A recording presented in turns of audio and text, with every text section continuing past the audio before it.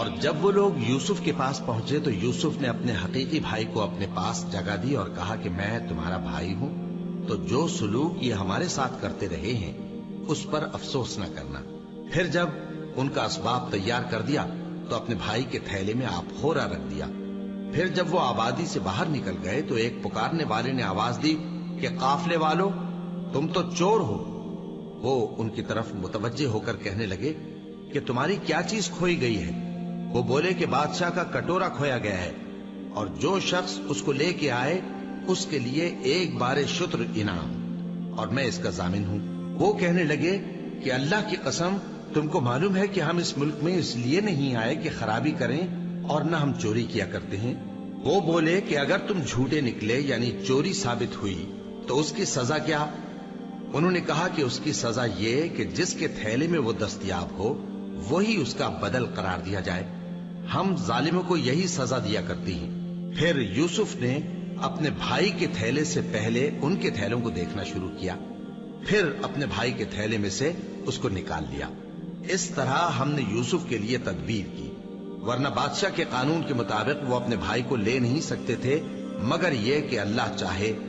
ہم جس کے چاہتے ہیں درجے بلند کرتے ہیں، اور ہر علم والے سے بڑھ کر ایک بڑا علم والا ہے۔ برادران یوسف نے کہا کہ اگر اس نے چوری کی ہو تو کچھ عجب نہیں کہ اس کے ایک بھائی نے بھی پہلے چوری کی تھی، مگر یوسف نے اس بات کو اپنے دل میں مخفی رکھا اور ان پر ظاہر نہ ہونے دیا، یعنی زیر لب کہا کہ تم بڑے برے ہو، اور جو تم بیان کرتے ہو اللہ اسے خوب جانتا ہے۔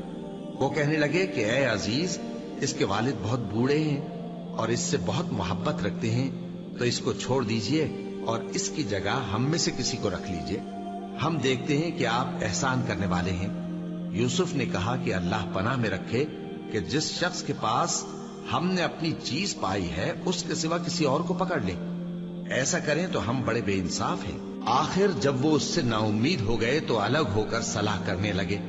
سب سے بڑے نے کہا، کیا تم نہیں جانتے کہ تمہارے والد نے تم سے اللہ کا عہد لیا ہے، اور اس سے پہلے بھی تم یوسف کے بارے میں قصور کر چکے ہو؟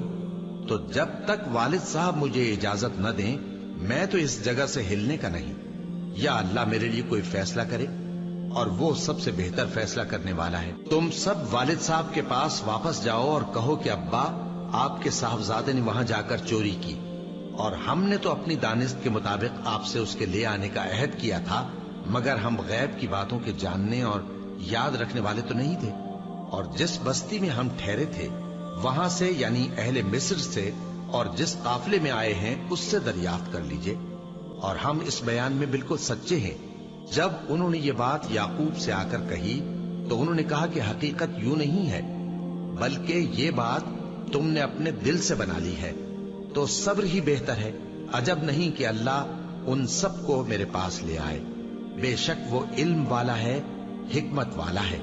اور ان کے پاس سے چلے گئے اور کہنے لگے کہ ہائے افسوس یوسف پر، ہائے افسوس، اور رنج و الم میں ان کی آنکھیں سفید ہو گئیں اور ان کا دل غم سے بھر رہا تھا۔ بیٹے کہنے لگے کہ واللہ آپ تو یوسف کو اسی طرح یاد ہی کرتے رہیں گے یہاں تک کہ آپ گھل جائیں گے یا جان ہی دے دیں گے۔ انہوں نے کہا کہ میں تو اپنے غم و اندوہ کا اظہار اللہ سے کرتا ہوں، اور اللہ کی طرف سے وہ باتیں جانتا ہوں جو تم نہیں جانتے۔ اے بیٹو، یوں کرو کہ ایک دفعہ پھر جاؤ اور یوسف اور اس کے بھائی کو تلاش کرو، اور اللہ کی رحمت سے نا امید نہ ہونا کہ اللہ کی رحمت سے تو کافر لوگ ہی نا امید ہوا کرتے ہیں۔